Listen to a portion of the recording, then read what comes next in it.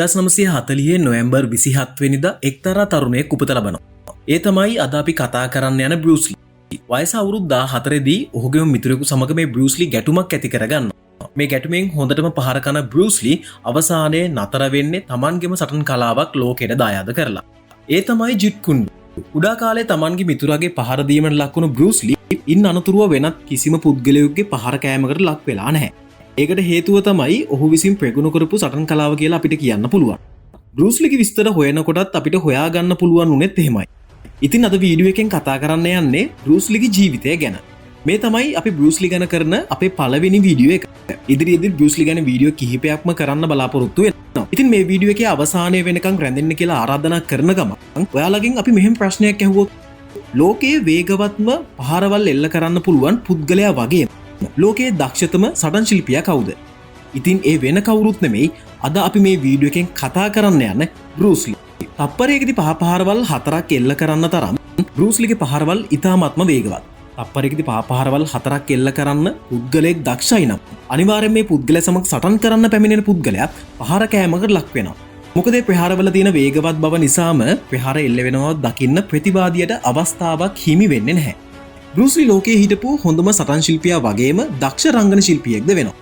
මොහුට චිත්‍රපටි වැඩි සංඛ්‍යාවකට දායකත්වය දක්වන්න අවස්ථාව නොලැබුණත් මොහු රංගනයෙන් දායක වුණු චිත්‍රපටි 5ම වගේ අදටත් ලෝකයේ ලොකු කුඩා දෙගොල්ලම අතර ජනප්‍රියයි. වයස අවුරුදු 32ක් වගේ අඩු වයසින් මරණයට පත් වුණත් ඔහුගේ නම අදටත් ලෝකයේ ඉදිරියේ රන්නකුරෙන් ලියන්න ඔහු සමත් වෙලා තියෙනවා. ඒ වගේම තමයි මේ සටන් කලාව ඉගෙන ගන්න අය ලීයන්රුව භාවිතා කරනවා. ඔයා සමහර විට මේ සටන් කලාව ආසාවෙන් අධ්‍යයනය කරනවා නම් දැකලා ඇති. කොහොම වුණත් බෲස් ලීගේ පහරවල් වල තියෙන වේගවත් බව නිසාම මේ ලීයන්රුව ඔහුට භාවිතා කරන්න බැරි වෙලා තියෙනවා. මොකද පහරවල් වල වේගවත් බව නිසාම මේ ලීයන්රුව නිතරම කැඩලා තියෙනවා. ඒ වගේම බෲස් ලී දීපු ලෝක වාර්තා අදටත් කාටවත්ම බිඳ හෙලන්න බැරි වෙලා තියෙනවා. අපි ඔයාලට මුලින්ම කිව්වා බෲස් ලී ලෝකයේ දක්ෂතම සටන් ශිල්පියා වගේම දක්ෂ රංගන ශිල්පියෙක් කියලා. ඉතින් ඔයාට දැන් ප්‍රශ්නයක් ඇති. බෲස් ලීගේ පහරවල් මෙච්චරම කියන තරම් වේගවත් නම් කොහොමද මේවා කැමරාවට කියලා? බෲස් ලීගේ පහරවල් වල තියෙන වේගවත් බව නිසාම චිත්‍රපටි අධ්‍යක්ෂණය කරන අධ්‍යක්ෂකවරුන් මොහුට නිතරම කියන දෙයක් තමයිලු වේගය අඩු කරලා පහර දෙන්න කියන එක. සමහර වෙලාවට Tamanගේ පහරවල් වල වේගය සුපුරුදු පරිදි අනෙක් අන්තයේ ඉන්න රංගන ශිල්පියාට වැරදීමකින් එල්ල වෙලා තුවාල වුණ අවස්ථාත් අපිට අන්තර්ජාලයෙන් බෲස් ලී ගැන තොරතුරු හොයනකොට හොයාගන්න පුළුවන් වුණා. ඉතින් මේ නිසාම බෲස් ලී හිතාමතාම Tamanගේ පහරවල් වල වේගය අඩු කරලා පහර දීලා තියෙනවා. බෲස් ලීගේ මරණය සම්බන්ධයෙන් මෙයාගේ ප්‍රේක්ෂකයන් සහ සමාජය අතර විවිධ මත සහ කටකතා පැතිරෙනවා. එයින් ප්‍රබලම මතය තමයි බෲස් ලීගේ හොඳම මිතුරිය සහ ඇගේ පෙම්වතා එකතු වෙලා ඝාතනය කෙරුවා කියන එක. එක දවසක් බෲස් ලී ඔහුගේ මිතුරිය වුණ බෙටි ටීන්ගේ නිවසට ඇගේ ආරාධනාවෙන් දවල් කෑමට යනවා. මේ කෑම ගන්න අවස්ථාවේදී ඔහුට හිසේ කැක්කුමක් හැදුණු නිසා ඔහු ටික වෙලාවක් බෙටි ටීන්ගේ නිවසේදීම නිදා ගන්නවා.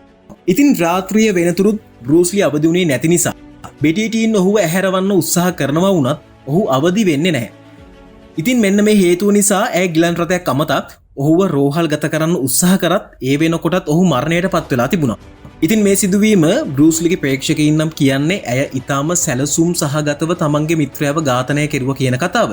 කොහොම හරි මේ පිළිබඳව තවත් ප්‍රබල විදියට තහවුරු කරගන්න පුළුවන් වගේම ඇගේ පැත්තට තියෙන සැකය තවත් වැඩි වෙන්නේ ඇයගේ විවාහයෙන් පසුවයි.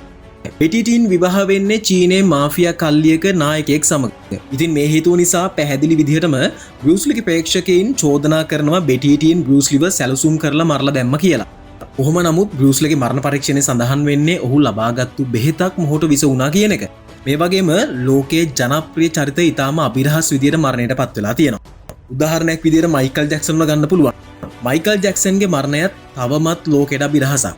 මයිකල් ජැක්සන් ගැනත් මත දෙකක් තියෙනවා. එකක් තමයි මයිකල් ජැක්සන්ව රහසිගතව ඝාතනය කරා කියන එක වගේම මයිකල් ජැක්සන්ගේ මරණය වෙලා වසර කිහිපයක් යනකොට අහන්න ලැබුණු කටකතාවක් තමයි මයිකල් ජැක්සන් වෙනත් නමකින් තමන්ගේ ස්වරූපය වෙනස් කරගෙන ජීවත් වෙනවා කියන එක.